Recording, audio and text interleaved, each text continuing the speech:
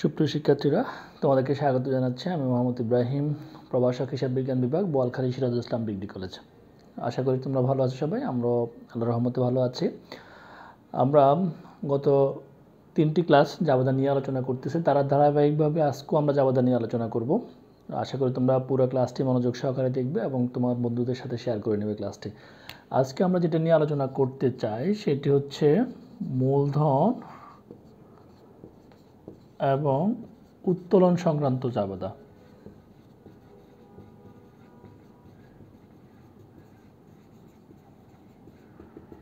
আমাদের জন্য খুব ইম্পর্টেন্ট আলোচনাটা, সে কারণে একটু মনোযোগ সহকারে খেয়াল করব। প্রথমে আসো আমরা একটু মূলধন জিনিসটা একটু বোঝার চেষ্টা করি। মূলধন মানে হচ্ছে ব্যবসা প্রতিষ্ঠান থেকে মালিকের পাওনা। এটা হচ্ছে যে কি মূলধনের সবচেয়ে সহজ সংজ্ঞা, অর্থাৎ কোনো ব্যবসা প্রতিষ্ঠান তার মালিকের কাছে যতটুকু পরিমাণের জন্য যত টাকার জন্য দায়বদ্ধ থাকে সেটাকে ওই প্রতিষ্ঠানের মূলধন বলা হয়। কোনো একটা ব্যবসা প্রতিষ্ঠান শুরু করার সময় এর উদ্যোক্তা যে টাকাটা ব্যবসায় বিনিয়োগ করে সেটাকে মূলধন বলা হয়। তাহলে মূলধন মানে হচ্ছে প্রতিষ্ঠানের নিকট থেকে মালিকের পাওনা। কোনো প্রতিষ্ঠান থেকে তার মালিক পক্ষ যে টাকাটা পাবে তাকে বলা হয় মূলধন। তোমরা জানো আমাদের ব্যবসা প্রতিষ্ঠান অনেকগুলো নীতি এবং প্রথার আলোকে চলে। তার মধ্যে একটা নীতি তোমরা শুনে থাকবে, সেই নীতিটার নাম হচ্ছে মালিকানা সত্য নীতি। মালিকানা সত্য নীতির যে মূল কথা, সেই মূল কথাটি হচ্ছে এরকম: ব্যবসা বা প্রতিষ্ঠান এবং মালিক দুটি ভিন্ন ভিন্ন সত্তা, দুটি আলাদা আলাদা সত্তা। এই দুটি আলাদা সত্তা হওয়ার কারণে ব্যবসা প্রতিষ্ঠান তার মালিকের কাছ থেকে টাকা নিয়ে ব্যবসা শুরু করে ঠিকই, কিন্তু কোনো না কোনো সময় প্রতিষ্ঠান মনে করে এই টাকাটা সে মালিককে পরিশোধ করতে হবে। তাহলে মালিককে যেহেতু পরিশোধ করতে হবে, মালিকের টাকাটা পাবে, সেই কারণে মূলধনটাকে ব্যবসায়ের দায় বলা হয়। মূলধন ব্যবসায়ের জন্য কী হিসেবে ট্রিট করা হয়? মূলধন হচ্ছে দায় ব্যবসায়ের। কেন দায়? মালিক এবং প্রতিষ্ঠান দুটি আলাদা সত্তা। এই দুটি আলাদা সত্তা অনুসারে যেহেতু সত্যটা ভিন্ন, সেই কারণে মালিকের পাওনা প্রতিষ্ঠানের জন্য দায় হয়। তাহলে মূলধন যদি কেউ জিজ্ঞেস করে মূলধন জিনিসটা কি, আমরা সহজভাবে এটাকে বলবো প্রতিষ্ঠানের নিকট থেকে বা প্রতিষ্ঠানের কাছ থেকে মালিকের যে পাওনাটা আছে সেই পাওনাটাকে বলা হয় মূলধন। আর অন্যভাবে আমরা বলতে পারি কোনো প্রতিষ্ঠানের মালিক পক্ষ বা উদ্যোক্তা যেই টাকাটা বা যেই সম্পদগুলো বিনিয়োগ করে সেই সম্পদগুলোকে বলা হয় মূলধন। আচ্ছা, মূলধন হচ্ছে প্রতিষ্ঠানের জন্য দায়। এরপর আসো উত্তোলন তাহলে কি? মূলধন হচ্ছে মালিকের পাওনা প্রতিষ্ঠানের নিকট থেকে, আর প্রতিষ্ঠান মালিকের কাছ থেকে যে টাকাটা পাবে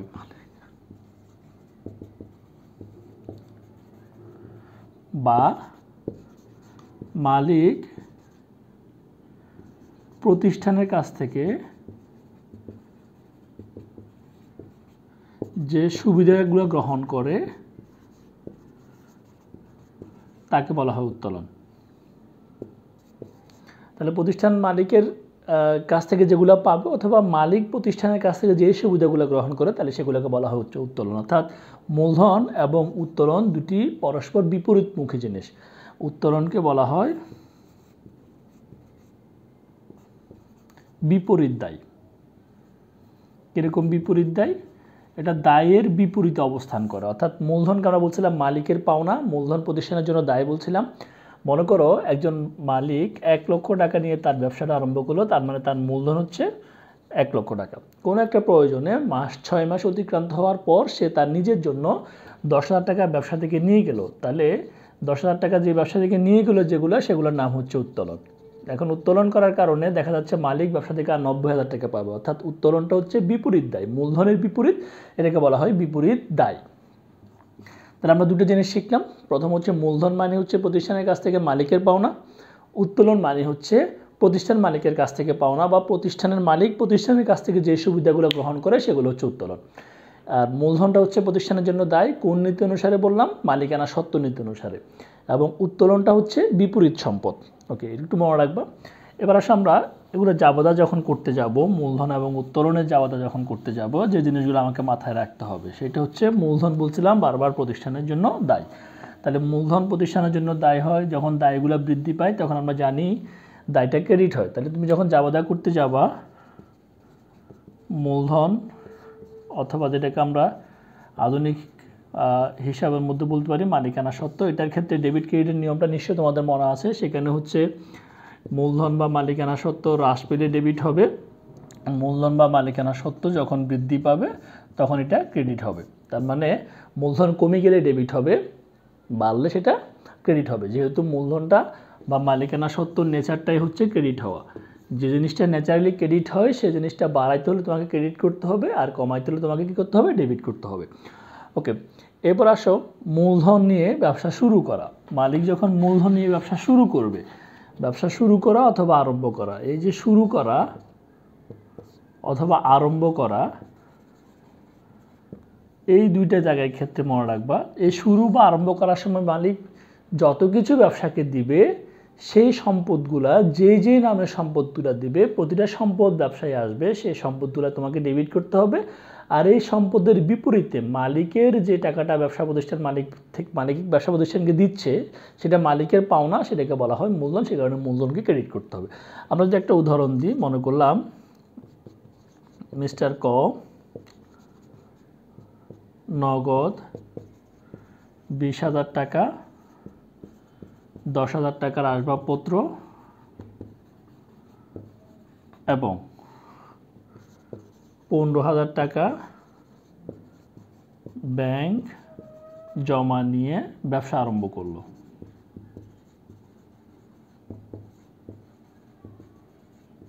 বা শুরু করলো। তাহলে এই যে লেনদেনটা, মিস্টার ক একজন মালিক, সে নগদ টাকা, আসবাবপত্র এবং ব্যাংক জমা, এই তিনটে জিনিস নিয়ে ব্যবসা আরম্ভ করছে। তাহলে জিনিসগুলো তিনটি কী কী? নগদ টাকা, আসবাবপত্র এবং ব্যাংক। তো তুমি যদি চিন্তা করো, এই তিনটে জিনিসই বেসিক্যালি হচ্ছে সম্পদ প্রতিষ্ঠানের জন্য। নগদ টাকা সম্পদ, ব্যাংক জমাটা সম্পদ এবং আসবাবপত্র সম্পদ। তো আমরা জানি সম্পদ যখন ব্যবসা প্রতিষ্ঠানে আসে বা সম্পদ যখন বৃদ্ধি পায় তখন সেই সম্পদকে ডেবিট করতে হয়। যখন তুমি এটাকে যাওয়া করতে যাবা তখন তোমাকে লিখতে হবে নগদান হিসাব ডেবিট, আসবাবপত্র হিসাব ডেবিট, ব্যাংক বা ব্যাংক জমা হিসাব ডেবিট, আর এই সবগুলোর বিপরীতে মূলধন হিসাব ক্রেডিট। তাহলে নগদ ছিল আমাদের 20,000 টাকা, আসবাবপত্র হচ্ছে 10,000 টাকা এবং 15,000 টাকার ব্যাংক জমা। তাহলে সব মিলিয়ে আমাদের 45,000 টাকা হচ্ছে মূলধন হিসাব ক্রেডিট। এ হলো আমাদের প্রাথমিক যে লেনদেন। তাহলে প্রথম যে জিনিসটা আমাদেরকে মনে রাখতে হবে, ব্যবসা শুরু করার সময় যতগুলো সম্পদ মালিক ব্যবসাকে প্রদান করবে সবগুলো সম্পদ বাই নেম, নামে ডেবিট করতে হবে। কারণ সম্পদ আসলে বা বৃদ্ধি পেলে এটাকে আমরা ডেবিট করি, সম্পদ চলে গেলে বা হ্রাস পেলে এটাকে আমরা ক্রেডিট করি। নগদ, আসবাবপত্র এবং ব্যাংক, এই তিনটে জিনিস নিয়ে সে ব্যবসা আরম্ভ করছে। তিনটা জিনিসই সম্পদ, সে কারণে সম্পদগুলোকে আমরা ডেবিট করলাম। এবং এটার বিপরীতে যেহেতু মালিক দিচ্ছে, মালিকের পাওনাকে বলা হয় মূলধন হিসাবকে আমরা ক্রেডিট করলাম।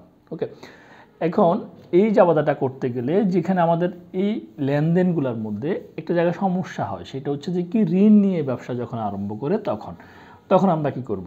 আমরা একটু যদি খেয়াল করি, মিস্টার করিম নগদ 20,000 টাকা, 10,000 টাকার আসবাবপত্র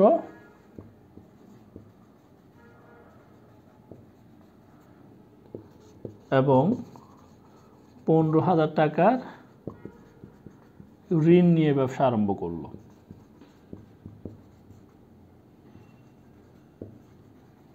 ওকে, তাহলে আমরা তখন কি করব? তাহলে আমরা দেখলাম নগদ টাকাটা সম্পদ, আসবাবপত্র সম্পদ, কিন্তু এই যে ঋণটা সম্পদ না। আমরা জানি ঋণটা বেসিক্যালি হচ্ছে আমাদের জন্য দায়। এই ক্ষেত্রে আমরা কি করব? প্রিয় শিক্ষার্থীরা, যে জিনিসটা তোমাদেরকে মনে রাখতে হবে সেটি হচ্ছে যখন ঋণ নিয়ে ব্যবসা আরম্ভ করে তখন ব্যবসা প্রতিষ্ঠানের জন্য একটা দায় সৃষ্টি হয়।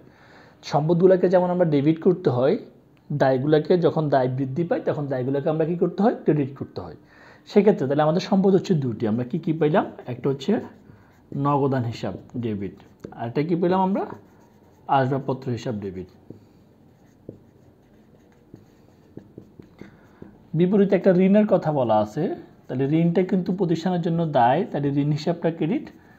এবং মালিক যখন ব্যবসাকে টাকা পয়সা দেয়, সম্পদ দেয়, সেটার জন্য মূলধন হিসাবটাও ক্রেডিট করতে হয়। তাহলে আমরা দুটো জিনিস ডেবিট পেলাম, দুটো জিনিস ক্রেডিট পেলাম। এখন যে জিনিসটা আমাদেরকে মনে রাখতে হচ্ছে সেটি হচ্ছে আমরা ব্যালেন্সটা, অ্যামাউন্টটা কীভাবে লিখব? নগদ টাকা ব্যবসায় আসতেছে নগদান হিসাব ডেবিট, আসবাবপত্র আসতেছে সম্পদ, ওই কারণে আসবাবপত্র হিসাব ডেবিট, ঋণ প্রতিষ্ঠানের জন্য দায়, সেখানে ঋণটাকে আমরা ক্রেডিট করলাম এবং মূলধন হিসাবে ক্রেডিট করলাম। এবার আসো নগদ 20,000 টাকা। আমাদেরকে মনে রাখতে হবে যখন কোনো প্রতিষ্ঠান শুরু হয়, ব্যবসা প্রতিষ্ঠান শুরু করার সময় মালিক যে টাকাটা দেয় সেটা তো নগদ টাকা আসলো, শুরু করার সময় মালিক যদি কোনো ঋণ গ্রহণ করে সেই ঋণের টাকাটা নগদ টাকার সাথে যুক্ত করতে হবে। আচ্ছা, তোমাকে একটা উদাহরণ দেওয়ার জন্য চেষ্টা করি, একটু খেয়াল করো। মনে করো তুমি নিজের কাছে 10,000 টাকা আছে, যেটা বললাম নগদ 10,000 টাকা। তুমি তোমার বন্ধুর নিকট থেকে 5,000 টাকা ঋণ নিলা, তাহলে 10,000 টাকা তোমার নগদ, আর 5,000 টাকা কোথেকে নিলা? ঋণ নিলা। তাহলে তোমার কাছে নগদে অ্যাকচুয়ালি তাহলে কত হলো? 15,000 টাকা। অর্থাৎ যখন ব্যবসা আরম্ভ করা হয় তখন যদি কোনো ঋণ নেওয়া হয় সেই ঋণের টাকাটা নগদ টাকার সাথে যোগ হয়েই তোমার প্রতিষ্ঠানে আসবে। তোমার নগদ টাকা 20,000, তাহলে এই 20,000 টাকার সাথে তোমার ঋণের যে 15,000 টাকা, এই দুটো মিলে যোগ হয়ে তোমার প্রতিষ্ঠানে নগদ আসলো কত টাকা? 35,000 টাকা। ভালো করে খেয়াল করো, নগদ 20,000 টাকা ছিল, তুমি আবার ঋণ নিয়েছো 15,000 টাকা। যখন ঋণ নিয়ে ব্যবসা আরম্ভ করবা তখন ঋণের টাকাটা অবশ্যই নগদ টাকার সাথে যুক্ত হবে। তাহলে ঋণের টাকা 15,000, নিজের নগদ টাকা 20,000, দুটা মিলে আমার 35,000 টাকা ব্যবসায় আসছে। 35,000 টাকা আমরা নগদান হিসাব ডেবিট করলাম। আসবাবপত্র হিসাব হচ্ছে আমাদের 10,000 টাকা, 10,000 টাকা ডেবিট করলাম। ঋণ তুমি জানোই, ঋণের অ্যামাউন্ট হচ্ছে 15,000 টাকা, 15,000 টাকা ক্রেডিট করলাম। তাহলে মূলধন কত? আমরা জানি কোনো প্রতিষ্ঠানে যখন তুমি যে আবেদন করবা সেখানে ডেবিট সমপরিমাণ টাকা ক্রেডিট করতে হয়, অর্থাৎ প্রতিষ্ঠানের ডেবিট ক্রেডিট সবসময় সমান থাকে। তা তোমার ডেবিট পাশে 35 এবং 10 দুটাকে যোগ করলে 45,000 টাকা। সেই 45,000 টাকা থেকে 15,000 টাকা মাইনাস করলে বাকি যে 30,000 টাকা থাকে সেই 30,000 টাকা হচ্ছে মূলধন। তাহলে কী শিখলাম আমরা? যখন ঋণ নিয়ে ব্যবসা আরম্ভ করে সেই ক্ষেত্রে ঋণের টাকাটা নগদ টাকার সাথে যোগ হবে, আবার ঋণটা যেহেতু দায় সে কারণে ঋণ হিসাবেও কী করতে হবে? ক্রেডিট করতে হবে। তবে তবে একটু খেয়াল করবা, 15,000 টাকার যে ঋণ, যদি এই শব্দটা এরকম লেখা থাকে 15,000 টাকার, এখানে যদি একটা শব্দ লেখা থাকে সেটা লেখা থাকে এরকম ব্যক্তিগত ঋণ, অর্থাৎ 15,000 টাকার ঋণ, তবে ঋণের আগে ব্যক্তিগত শব্দটা যুক্ত করে দেয়, তখন প্রশ্নের ধরনটা, অঙ্কের ধরনটা বা জাবেদার ধরনটা চেঞ্জ হবে। কেন চেঞ্জ হবে? সেই ঋণটা তখন আর ব্যবসায়ী ঋণ থাকে না, সেই ঋণটা কার ঋণ হয়ে যাবে? সেটা মালিকের ব্যক্তিগত ঋণ, অর্থাৎ মালিক নিজের টাকা থেকে নিজের সময়মতো নিজে পরিশোধ করবে, সেই দায়ীটা ব্যবসা বহন করবে না। সেই কারণে তখন ঋণ হিসাবটা আর আসবে না, তখন নগদান হিসাব ডেবিট, আসবাবপত্র হিসাব ডেবিট, মূলধন হিসাব পুরো 45,000 টাকা দ্বারাই ক্রেডিট করতে হবে। কি বললাম? ঋণটা যদি ব্যক্তিগত ঋণ হয়, অর্থাৎ ব্যক্তিগত ঋণ নিয়ে ব্যবসা আরম্ভ করা হয়, সেই ক্ষেত্রে ব্যক্তিগত ঋণের জন্য ঋণ হিসাবটা আর ক্রেডিট হবে না, ঋণের টাকাটা নগদ টাকার সাথে যুক্ত হবে ঠিক আছে, কিন্তু ঋণ হিসাব আর আসবে না। ঋণটা যেহেতু ব্যক্তিগত সেহেতু এটা মালিক পরিশোধ করবে। অর্থাৎ যখন কোনো ব্যবসায় ঋণ থাকবে ব্যবসা শুরু করার সময় তুমি ভালো করেই খেয়াল করতে হবে তোমাকে, সেটা হচ্ছে কি ঋণটা ব্যক্তিগত কি না। যদি ব্যক্তিগত হয় ঋণটা আলাদা করে ঋণ হিসাব ক্রেডিট হবে না, আর ব্যক্তিগত না হলে ঋণ হিসাব ক্রেডিট হবে। উভয় ক্ষেত্রে ঋণের টাকাটা নগদ টাকার সাথে কী করতে হবে? যোগ করতে হবে। এইগুলো আমাদের মূলধন সংক্রান্ত প্রাথমিক আলোচনা বা বেসিক আলোচনা। আচ্ছা, এরপর আসো আমাদেরকে যেটা একটু উত্তোলন, আমরা বলছিলাম উত্তোলন হচ্ছে মালিক কর্তৃক ব্যবসা থেকে সুবিধা গ্রহণ, অর্থাৎ মালিক ব্যবসা থেকে যে সুবিধাগুলো গ্রহণ করে সেই সুবিধাগুলোকে বলা হয় উত্তোলন। আমরা উত্তোলনকে সাধারণত আমরা দুভাবে ভাগ করি, একটা হচ্ছে নগদ উত্তোলন আর একটা হচ্ছে পণ্য উত্তোলন। নগদ আবার আমরা যেটাকে বলি ক্যাশ থেকে, আবার ব্যাংক থেকে হতে পারে। আর এই পণ্য উত্তোলনটা দুইভাবে হইতে পারে, একটা হচ্ছে ক্রয় মূল্যে আর একটা হচ্ছে বিক্রয় মূল্যে। আচ্ছা, উত্তোলন। এবার আসো, মালিক যখন ব্যবসা থেকে কোনো সুবিধা নিবে, যেই সুবিধা হোক না কেন, এটা মালিক তার দরকার ব্যবসা থেকে টাকা নিতে পারে, তার নিজের প্রয়োজন আছে সেই ব্যবসায়ের ব্যাংক অ্যাকাউন্ট থেকে টাকা উত্তোলন করতে পারে, পরিবারের জন্য জিনিসপত্র লাগতেছে পণ্য নিয়ে যেতে পারে, অথবা ব্যবসায় কোনো টাকা থেকে নিজের ব্যক্তিগত খরচ পরিশোধ করতে পারে। সাপোজ দ্যাট সে একটা নিজের বাসায় ভাড়া থাকে, সেই বাসা ভাড়ার টাকাটা ব্যবসার টাকা থেকে দিয়ে দিল। অথবা ধরো একটা গাড়ি আছে ব্যবসায়, সে গাড়িটা নিজের ব্যক্তিগতভাবে ব্যবহার করে, সেটার পেট্রোলের খরচ, মেনটেন্যান্সের খরচটা বহন করলো। যেভাবে হোক না কেন, যখন মালিক ব্যবসায় থেকে কোনো সুবিধা গ্রহণ করবে সেই সুবিধার নামটা তখন হবে উত্তোলন। উত্তোলন হচ্ছে বিপরীত দায়, দায়ের বিপরীত। দায়কে আমরা বাড়লে ক্রেডিট করি, কমলে ডেবিট করি, সেই কারণে বিপরীত দায় বিদায় উত্তোলন বেসিক্যালি সাধারণত সবসময় ডেবিট হয়। তাহলে উত্তোলন ডেবিট হলে উত্তোলনের বিপরীতে আমাদেরকে মাথায় রাখতে হবে সে কী উত্তোলন করছে। সে নগদ টাকা উত্তোলন করতে পারে, তখন নগদ দান হিসাবটা ক্রেডিট হবে। সে ব্যাংক থেকে টাকা উত্তোলন করতে পারে, তখন ব্যাংক হিসাবটা ক্রেডিট হবে। সে ব্যবসা থেকে পণ্য উত্তোলন করতে পারে, পণ্য উত্তোলন করলে আমরা ক্রয়টাকে কমাইতে হবে, ক্রয় হিসাবটা ক্রেডিট হবে। আমরা যদি একটু বোঝার চেষ্টা করি, ধরো এরকম যদি লেনদেন হয়,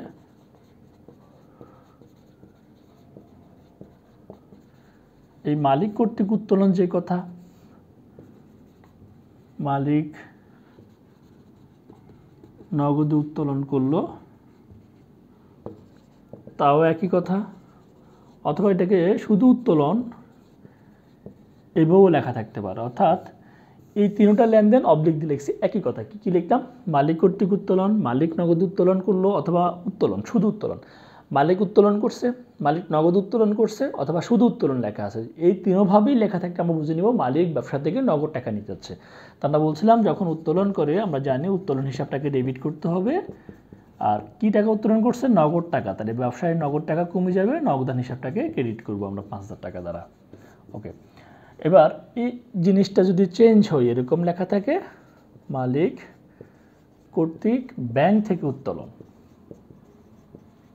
তাহলে এই উত্তোলনটা ব্যাংক থেকে, এটা স্পষ্ট করা আছে। আগের উত্তোলনটা নগদ কোনো লেনদেনে লেখা ছিল, নগদ কোথাও লেখা নাও থাকতে পারে, নগদ লেখা না থাকলেও নগদ ধরে নিতে পারি আমরা। কিন্তু যখন ব্যাংক কর্তৃক বা ব্যাংক থেকে, মালিক কর্তৃক ব্যাংক থেকে উত্তোলন স্পেসিফাই করে দেওয়া আছে, নির্দিষ্ট করে দেওয়া আছে, আমরা জানি যেখান থেকে উত্তোলন করুক না কেন আমাদের উত্তোলন হিসাবটাকে ডেবিট করব আমরা। আর এই উত্তোলনটা কোথেকে হচ্ছে? ব্যাংক থেকে হচ্ছে। তাহলে ব্যাংক হিসেব আমরা জানি ব্যাংক থেকে উত্তোলন করলে ব্যাংকের টাকা কমবে, তাহলে ব্যাংক হিসাবটা ক্রেডিট হবে। এইগুলো আমাদের মালিকের উত্তোলন। তাহলে মালিক যদি শুধু উত্তোলন লেখা থাকে সেই উত্তোলনটা হবে, যদি মালিক কর্তৃক শুধু উত্তোলন লেখা থাকে আমরা বুঝে নিব সেই উত্তোলনটা হবে নগদ টাকা উত্তোলন। আর মালিক যখন ব্যাংক থেকে উত্তোলন করছে স্পেসিফিক লেখা থাকবে, তখন সেটা ব্যাংক থেকে উত্তোলন ধরে নিয়ে আমরা ব্যাংক হিসাবটা ক্রেডিট করব। এবার মালিক কর্তৃক পণ্য উত্তোলন, মালিক কর্তৃক যে পণ্য উত্তোলন করা হয় সেই পণ্য উত্তোলনকে আমরা বলছিলাম দুই রকম পণ্য উত্তোলন করতে পারে। অর্থাৎ এই যে পণ্য উত্তোলন আমরা বলি, পণ্য উত্তোলন দুই রকম হয়। একটা হচ্ছে নগদে ক্রয় মূল্যে পণ্য উত্তোলন, আরেকটা হচ্ছে বিক্রয় মূল্যে পণ্য উত্তোলন। এখন প্রশ্নে লেখা থাকতে পারে যে ক্রয় মূল্যে পণ্য উত্তোলন, মালিক কর্তৃক পণ্য উত্তোলন, এভাবে লেখা থাকতে পারে।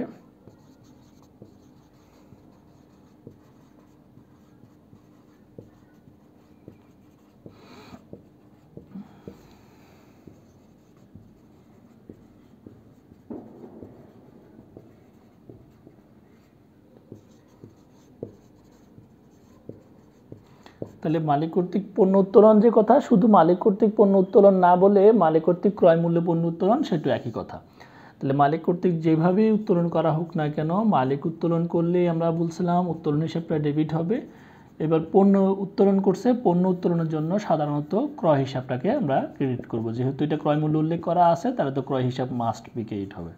শুধু পার্থক্যটা হয়ে যাবে যদি এরকম হয় মালিক কর্তৃক বিক্রয় মূল্য পণ্য উত্তোলন, অর্থাৎ মালিক যখন তোমার বিক্রয় মূল্যে পণ্য উত্তোলন করবে, তখন আমরা যখন জাবাদা করব উত্তোলন হিসাবটাকে ডেবিট করব, আর তখন ক্রয় হিসাব না হয়ে বিক্রয় হিসাবটা ক্রেডিট হবে। অর্থাৎ মালিক যখন পণ্য উত্তোলন করে সেটা দুই রকম মূল্য উত্তোলন করতে পারে, একটা হচ্ছে ক্রয় মূল্যে পণ্য উত্তোলন করতে পারে, আর একটা হচ্ছে বিক্রয় মূল্যে পণ্য উত্তোলন করতে পারে। ক্রয় মূল্যে পণ্য উত্তোলনটা লেখা নাও থাকতে পারে, শুধু পণ্য উত্তোলন মানেও ক্রয় মূল্যে পণ্য উত্তোলন, সেক্ষেত্রে জাবাদা হবে উত্তোলন হিসাব ডেবিট, ক্রয় হিসাব ক্রেডিট। আর বিক্রয় মূল্য যখন উল্লেখ করা থাকবে তখন জাবাদা হবে উত্তোলন হিসাব ডেবিট, বিক্রয় হিসাব ক্রেডিট। এটা ছাড়া আর কিভাবে উত্তোলন থাকতে পারে? যেমন ধরো মালিকের বাসা ভাড়া ব্যবসা থেকে পরিশোধ, আমরা যদি এরকম বলি,